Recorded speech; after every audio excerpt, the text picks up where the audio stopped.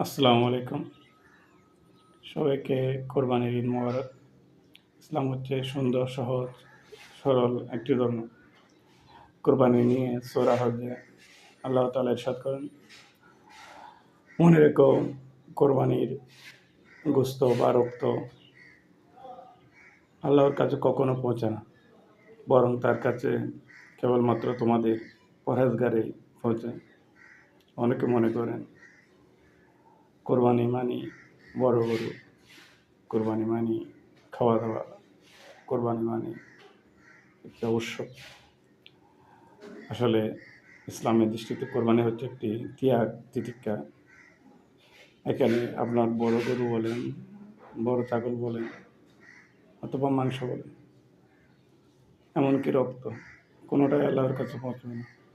আল্লাহর কাছে পৌঁছবে সেইটাই যেটা আপনি ত্যাগ তিতিক্ষা করেছেন, যেটা আপনি আল্লাহর সন্তুষ্টির জন্য করেছেন। ধন্যবাদ।